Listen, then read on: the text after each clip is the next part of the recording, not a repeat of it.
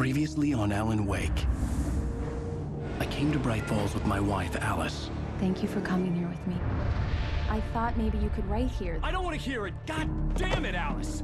Now, she's missing. Alice? Alice? I woke up behind the wheel of a crashed car. I'm missing a week. I was attacked by shadowy men straight from a nightmare. The sheriff took me to the lake Alice and I had stayed at, but the cabin had disappeared.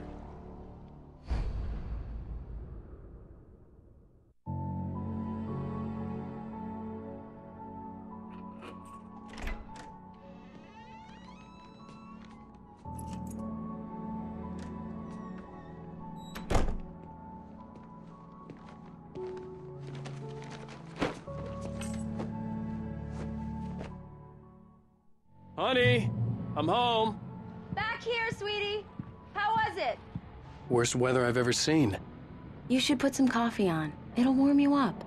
Hey, handsome. This is gonna be a long night, but these shots are turning out great. I guess you're gonna need that coffee then. I'll go put it on.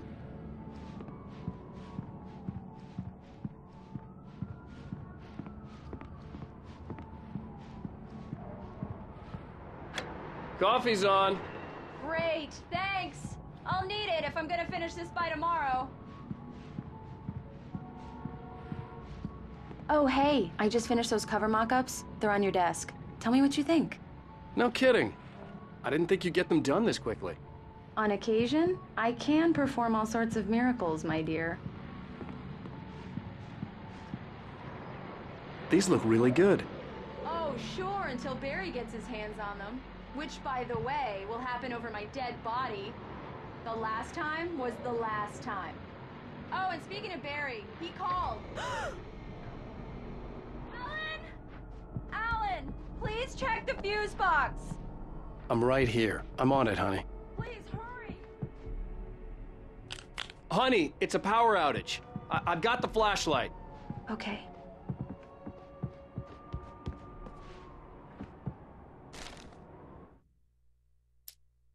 It's true what they say about the fall and the sudden stop at the end.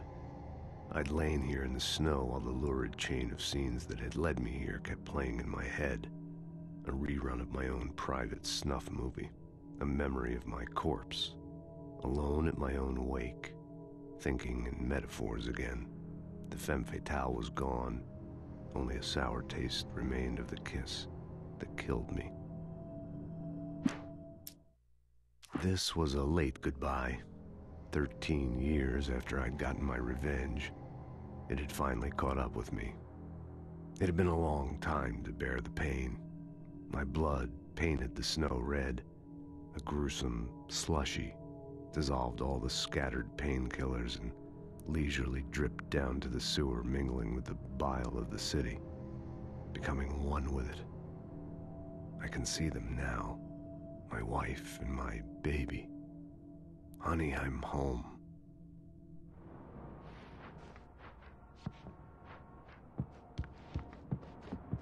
Hi. You okay? I'm sorry. It just really spooked me. Don't worry. We'll just break out the candles.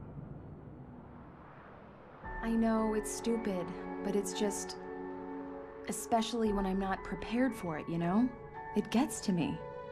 I love you. Tell me a story, writer. Okay. I used to have these nightmares when I was a kid. The dark really spooked me, too. When it got really bad, my mom gave me this old light switch. She called it the clicker. The clicker, huh? Yeah. If I ever got scared of the dark, I could just flip the switch and a magic light would scare the monsters away. Oh, sure.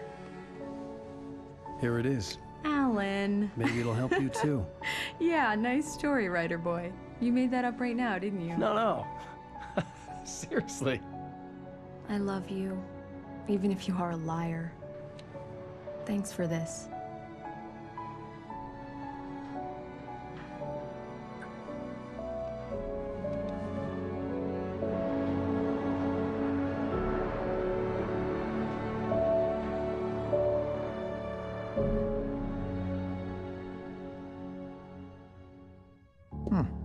How do you feel, Mr. Wake? Any nausea, disorientation, anything like that? Mr. Wake, how are you feeling? I'm okay. My head's fine. I had to lie about my headache and memory loss. He'd send me to a hospital for tests. I couldn't leave without Alice. Very well. I don't think you have a concussion, but you've obviously been through quite a shock. You should take it easy for a couple of days. Thanks. Well then, Mr. Wake, we're done here. If the pain gets any worse or you experience any other symptoms, you should come see me. I'll let you get on with it then. Sarah, Sheriff Breaker, is waiting for you. She's very good at her job. I'm sure she can locate your wife in no time. Doc Nelson was the image of a small-town doctor. Sheriff Breaker had called him to the station to take a look at the cut in my head.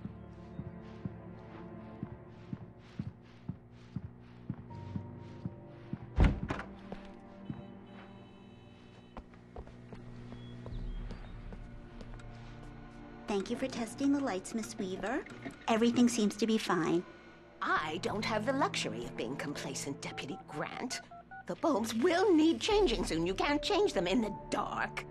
I'll be sure to take care of it, Miss Weaver. Have a nice day now. Very good. I'll come back later on to remind you, just in case.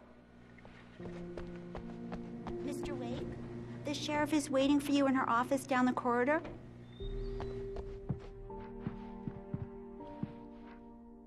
Yeah, it's Mulligan here. I'm at Stucky's gas station with Thornton. There's no sign of him. Over. Wait. Yeah, this is Thornton. Look, we've located the Brave float. It's here. That's some good news, right? Stucky was supposed to be driving it at the rehearsals today.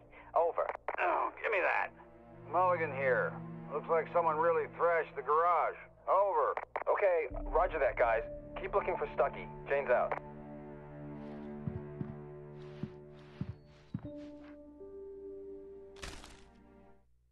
Alice looked through the viewfinder, lining up the shot. Cauldron Lake was breathtaking. Something caught her eye. A figure standing in the shadows behind the cabin, like a thin woman in a black dress. She lowered the camera and looked again. No one there. Just a collection of bushes that looked vaguely human-shaped. She shook her head and laughed. The sheriff wants to see you in her office, Mr. Wake.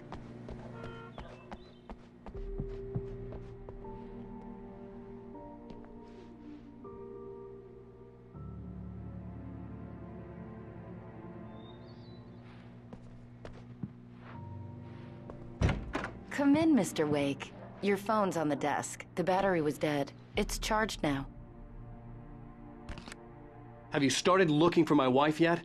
My men are already on it. Now, can you tell me what happened? I'm not sure. I can't remember. We were arguing. I walked out of the cabin.